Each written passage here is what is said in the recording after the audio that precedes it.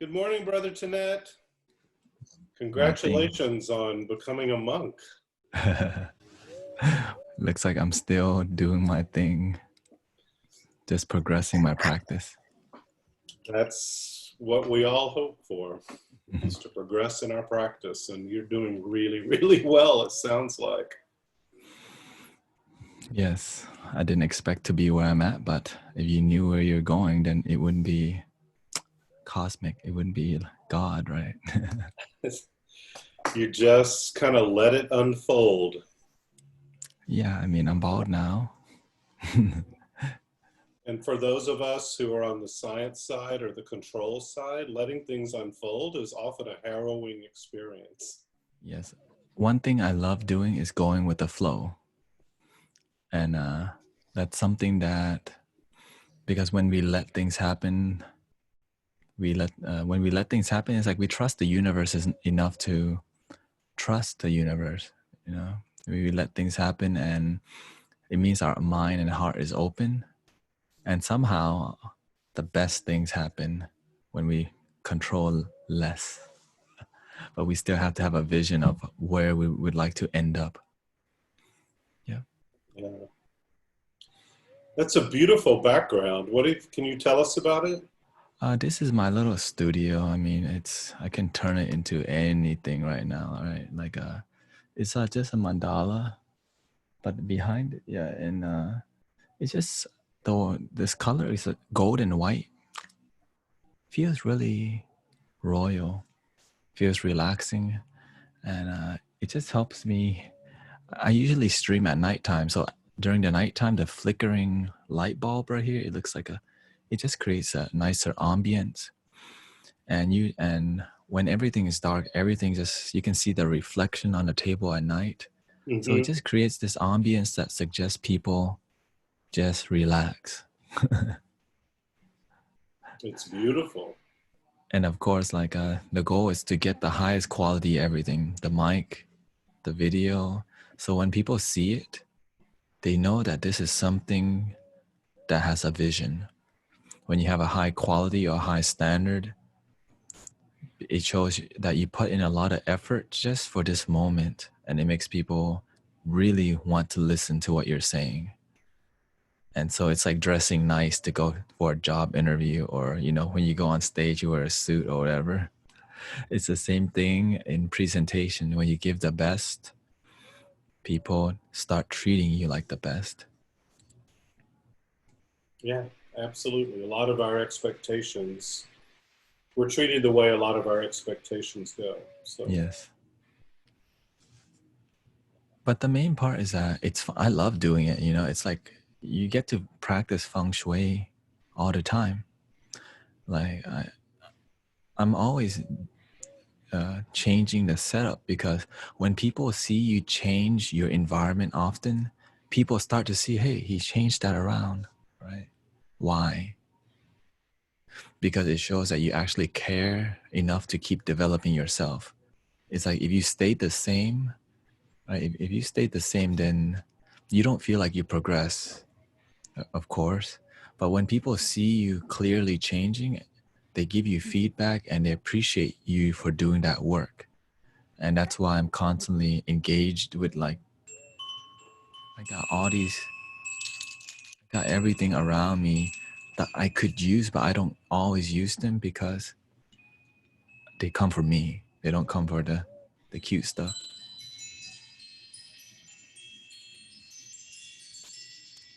But it's yeah, fun too, because sometimes it's nice to not say anything and just be in the moment with sounds. And yeah, I got this live streaming thing pretty tuned to wake them up, right? To open their mind, helping them feel more spiritual, and teaching all these. And you know what? Before I was working really hard to, how do I noticed a lot of people that were listening to me were mainly women. And I'm like, I can, I'm cool with women, I get it. But I had a hard time connecting with guys. But now where I'm at, I'm connecting to a balanced group now. A balanced group where I can get men who maybe aren't used to feeling, don't know what spirituality is. They play a lot of video games, smoke a lot of weed, or whatever it is. I can help them connect with themselves more clearly, and I found a way to make it more interesting by using a little bit more masculine energy, right? Instead of telling people, love yourself, right? My slogan is love your damn self, right? It's like it clicks to them. Because for us to help people see something, we have to be willing to change our angle of approach to keep people engaged in boring stuff like meditation. People think, right? People are like, well, it's boring. How? It's hard. But when you find a way, or you let God use you, God's like, here, work with some guys. And then you end up working with some guys and girls on the internet. And it's been an amazing journey so far. I mean, right now I'm at 6,000 followers on Twitch, and they're coming because they want to learn. All I focus on, I'm not here to entertain people with noises anymore. I tell them I'm here to show you how to make your life amazing. That if you're feeling depressed and miserable, there's a way where you can feel love in this moment. And when they come into a stream that has high quality every single thing, they're like, is it like this every single stream? And it's a yes. So they're like, their mind's blowing that they have this resource and it's there. So I like to welcome everybody, by the way. I see everyone's engaged already. I see everyone's focused, and welcome everybody. So who's hosting? I'm actually hosting, but I was just kind of going with spirit, and it seems like you've already started. So Yeah. Yes, it's always nice to help a community feel more united, right? Feel more connected. It's just a special thing to help people feel more love together as a group. And so Thanet, why don't you just start with a little bit about your particular journey? How did a young man raised predominantly in the United States become a Buddhist monk? Well, I would say that I was raised as a Buddhist, but I was not a devoted Buddhist. It's like when you're Christian and you go to church, but you don't really connect with God. It's like being Buddhist, but not really like, I didn't really meditate a lot. So I moved to America at the age of 7. And because my parents just wanted me to have an opportunity to get a good job, or more opportunity basically. And this was in 1995. And And where did you move from? I moved from Bangkok, Thailand. Okay. And yeah, all my relatives and family, we left like family. We left every relative. And so we were almost like the first generation family, right? We had an uncle that came over, but he was just alone. We were the first family that moved the whole family over, and we're still the only one here. And we moved in towards Spring Branch in Houston, Texas, because my father went to Los Angeles and didn't like the vibes there. It was too crowded. And Houston, he said that the people were a lot nicer. Texas people, Texans, right? But to move forward with the story, I was since I was raised around women, so I had a lot of feminine energy. Well, I went to a school at first. I fitted in quite well, but then I moved to another school which was more minorities, lower income, and mainly Latinos. And I'm this feminine boy who didn't know the stereotypes, didn't know how to fit in, and I got picked on. And so that my suffering really began to build. I think we all have it, but in my case, I got picked on. I got made fun of for being Asian and all these stories. And just my mom was quite negative growing up. And I got spanked a lot because I had a lot of energy. You know, I had a lot of energy that I was just constantly singing, tapping stuff, you know, rollerblading all the time. And I was constantly looking for love because I didn't really get it at home. Like you could say that a parent loved their child, but the child may not feel that love. Well, that was my case, that I knew they loved me, but I didn't feel it. So I was constantly looking for love from girls. Moving forward to um, the awakening process, my parents was always comparing me to other children. They wanted me to fit a stereotype of like how they wanted me to go to college, get a job, make money, and do something that makes money. But I just failed at it. I failed at everything they guided me to do. So, and all I did was live their vision. I just wanted to be a good boy. I wanted to do the best. But when you're trying to be a good boy and you fail all the time, you think there's something wrong with you. You just think you're a failure. I can't even make my parents proud. So I decided to give up on just trying to make my parents proud and get a job. So I started working in the restaurant industry for like a long time. And eventually I overworked myself. And then I got heartbroken from a long distance relationship, which spiraled me into this hell consciousness where I was just looking for happiness and eventually found alcohol.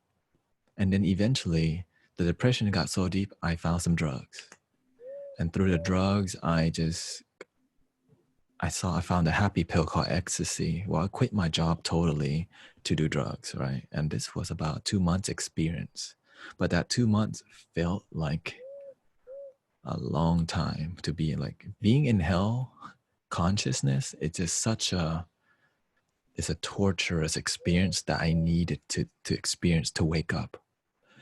Having about 2 near-death experience, you know, the panic attack, overdosing and didn't die. I eventually ran out of money to do drugs, luckily, and didn't die. So the next year I just stayed home and just felt miserable until I started questioning life. Why am I still alive? I've gone through a lot of crap, and I'm still alive. I could have died doing any street racing, but somehow I was still alive. And I asked, why am I still alive? What is life? I started questioning, what is life? What is life? What's the meaning of life? What is love? And I started really I started asking these midlife crisis question, but it was just more like an awakening question, and eventually got into meditation. And I went into a total consciousness reset. I stopped watching TV. I stopped listening to radio. I stopped using Facebook. I stopped using every social media, everything. I stopped talking to all my friends. And I just hung out with myself in my room and went to work at the Cheesecake Factory. And at the end of it, I found this thing called the moment. I was like, the moment. Like, I didn't know that there was this dimension called the moment because I've been living in my head all my life. And when I sat in the meditation, I was like, what is this place? And I found that I was so disconnected from my life that I didn't even notice that I could just be here now and that's it. Once I found out, eventually I had an awakening and I started looking into books like The Law of Attraction. I watched The Secret, the movie The Secret changed my life. I saw Michael Bernard Beckwith. It says visionary. I was like, I don't know what job that is, but I want that job, right? Visionary. I thought it was a real job. Like, so I Googled visionary, the job. I was just like, what kind of job is this? Like you see the vision and you have intuitive insight on stuff. I'm like, it doesn't make sense. What does that mean, visionary? Well, whatever it was, I was going to get there. I don't know what it was, but whatever this guy's energy is, that's what I want. And here I am 7 years later doing that and so much more. And all these gifts start to unfold. My voice changed, the way I walk changed, the way I think changed, everything about me changed. And now I get to help other people do the same thing. And the reason why I walk this path, because one day I asked myself, if you could do anything with your life and money didn't matter, what would you do with it?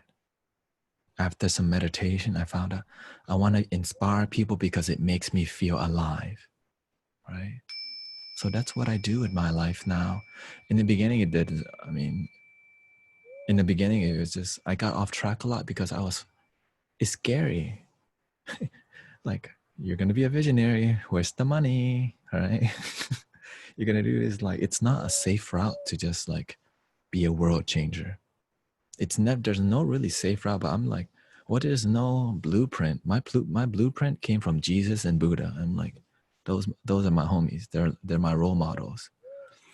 But I'm happy to say that I'm moving forward, and there's some cash flow that's coming to me now as me being myself, and it came through just speaking the truth constantly and not giving up and being willing to be broke for a long time.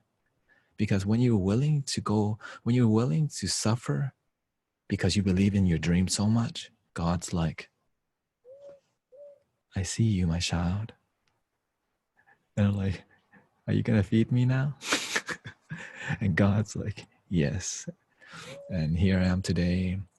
But evolving into the Buddhist monk thing, wow. I didn't expect it because I was so far away from Buddhism. Because, I opened my mind, I studied a lot of, Western or new thought, new age, new everything, and more spiritual. I didn't know that Buddhism, at the core of Buddhism, it's spirituality. I was practicing Theravada, which is the original Buddhism. So this is Theravada, the first box. Well, Mahayana breaks every boundary. And they have these things called bodhisattvas, beings that delay their enlightenment to help sentient beings. Which means that instead of like, I found a way out, everybody, bye. They're like, I found a way out, everybody. This is the way. And I'm not going to leave here. Y'all all go. And I realized Buddhism is just the ego that needed to use to continue this spiritual path. And I started using more mantras, right? More mantras. But today I want to talk about, before even finding this path, my friend Shirley Knight, Reverend Dr. Shirley Knight, right? She wanted me to talk about this song called The Guardian Song. It's a song that represents my mission here on this planet. It's a song that came from my soul, which is the God within me.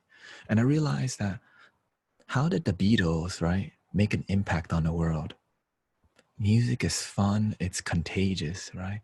Bob Marley, why do we still remember him? It's that loving music that makes the soul dance.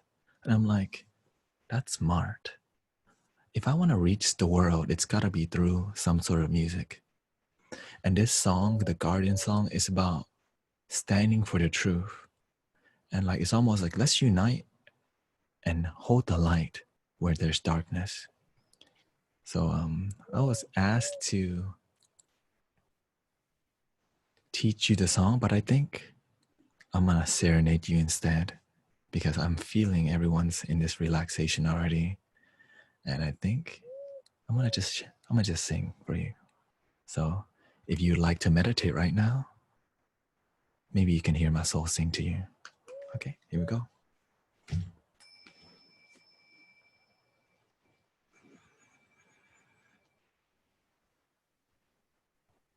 Om.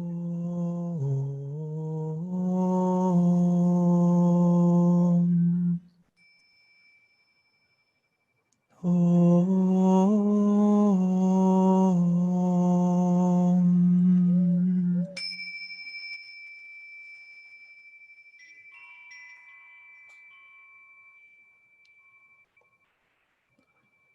Om.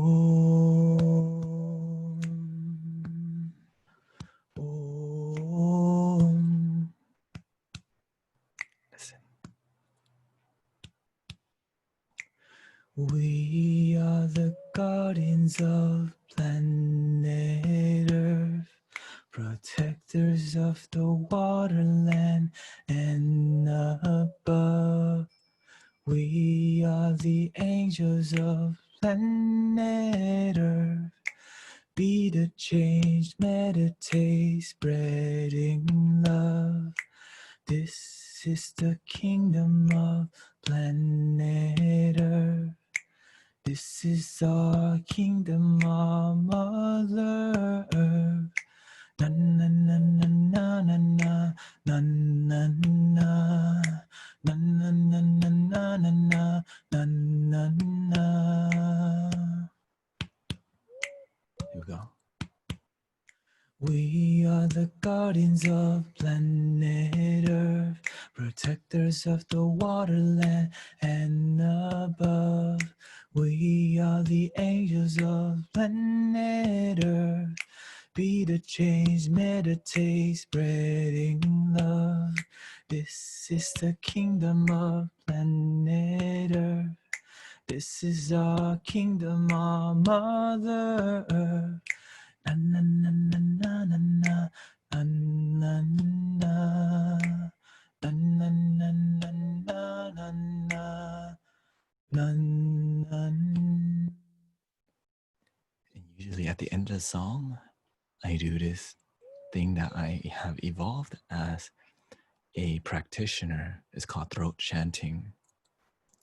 Throat singing allows people's chakras to clear because the mind can't comprehend how the heck does he make that noise, right?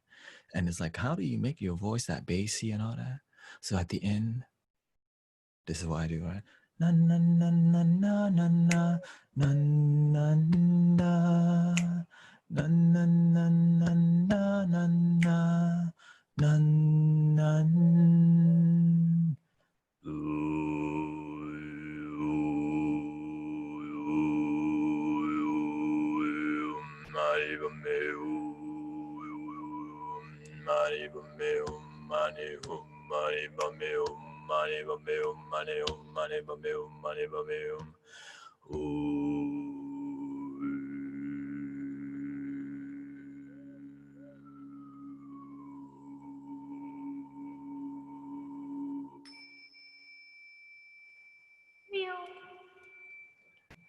And that's so the song, and the reason I meow at the end, it breaks the seriousness of spiritual practice. This thing's about fun, baby. We're not here to meditate and we're gonna meditate. It's about enjoying, and that meal breaks form, right? And when we learn to walk the path of Bodhisattva, whatever it takes to help people be present and not so serious, it's what it takes. And that the song is simple and easily spreadable because that's love. Love is simple and easy, but we make it hard. But when we learn to make love fun and engaging, right? Like Bob Marley's song, like, is this love, is this love, is this love, is this love that I'm feeling? It's like, oh, I guess it is love because I'm feeling it, like, right? And so that's where my inspiration came from with this song. And this song, people are humming it because I sing it every live stream.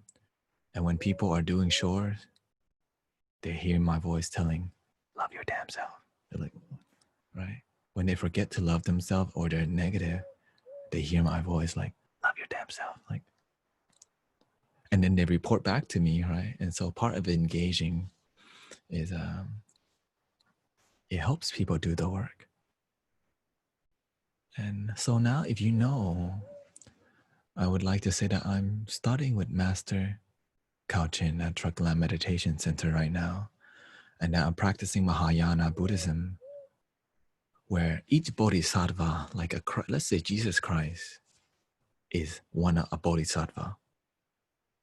That's one. Well, in Mahayana Buddhism, there's hundreds. And each bodhisattva represents a certain energetic embodiment. Like Manjushri represents the Bodhisattva of wisdom.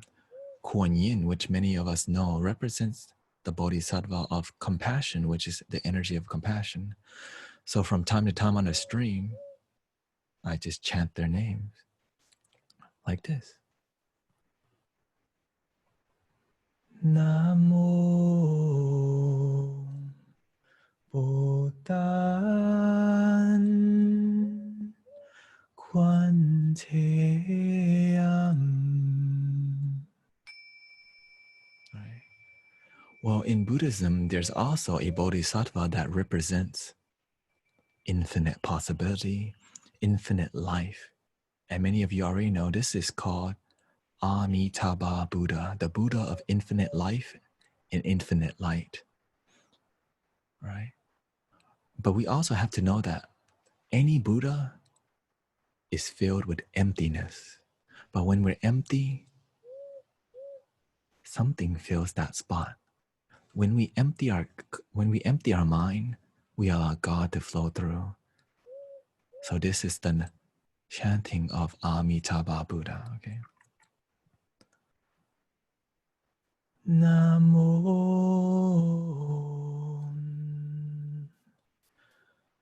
Amitofo.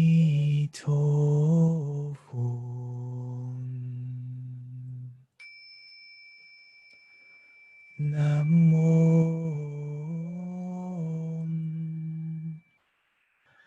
Amitofo.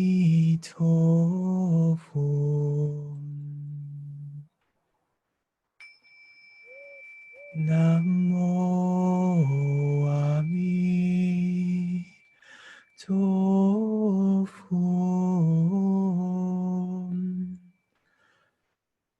Namo Amitofo.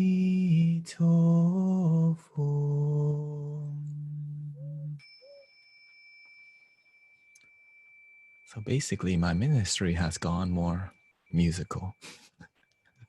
Well, it's always been that way from singing bowls, but now too, because when you don't know what all this means, like many people, when they hear Namo Amitofo, they don't know what that really means, but when they hear my voice, it's right, right, right, they feel something, right? And that's all that matters. It's the emotion. We don't always have to know what it means, but if something feels right, right, then our soul starts to dance together, and we're having like this cosmic dance party, and we're just gently happy. And I would say that I've never been more present in my life than now. I've never been, my practice now is a 3-hour, like I chant for 2 hours now a day. And then on top of that, I do my best to squeeze any meditation in. And when I'm on live stream, guess what? That's another 3 hours of being present, guiding meditation, talking about helping people wake up and love their damn self. And that's what I have for you today. So if anyone has any questions that you're curious about, or I don't know how we're going to do this. Yeah, thank you, Thanet. Such a remarkable journey that you are on and continue to be on. And we're just grateful for your presence in our lives. I had one quick question. I have to say first, I gotta thank Unity too. You know, I gotta thank Unity of Houston and the new thought movement, because if it wasn't for that movie, The Secret, I wouldn't have seen Michael Beckwith and follow what the heck is New Thought, and I wouldn't have Googled New Thought churches, and I wouldn't have found that Unity is literally straight down from my house, 15 minutes. I could bike there. And if it wasn't for you, I met that one dude that's nice, says come back on Wednesday and Sunday. And if it wasn't for all the support brothers and sisters, Mystic Jackie, Mystic Shirley, Reverend Michael, all the loving brothers and sisters are like made me feel welcome, because I didn't know what it was like to have a spiritual community, and a spiritual community that was spiritual inside. It was less about, it made me feel part of something. And I would say, what makes unity so special is there's so much loving people who you might not vibe with everybody, but you'll find somebody that's on your channel and on your spectrum, and we could all be in the same room and get along, right? And that you can be totally weird and we'll say, welcome to unity. And like, and I definitely felt welcome, but I eventually, God's like told me, hey, it's time to move forward. Like, because sometimes you don't know when to move forward and grow, like, and but I always remember where I came from, and so I gotta thank Unity so much, and all the opportunities, right? Mystic Randall and I making videos and being able to do the talks at the Sunday School for Adults, and even the Sunday School for Adults evolving into this form. It's a beautiful thing. It shows that we're really expanding consciousness, and that turns me on. Thanet, what meaning are you choosing to put onto this coronavirus experience around the world? I like that question. What's happening is that God has decided, dear human beings, my brothers and sisters, right? God's saying, you guys are getting an upgrade. When we get to suffer as a humanity, we get to relate to each other on some sort of level. Many people are waiting for an alien attack to happen so that we can all fight the aliens, so that we can come together as humanity to fight the aliens. Well, the aliens ain't coming, but there's this virus called the corona.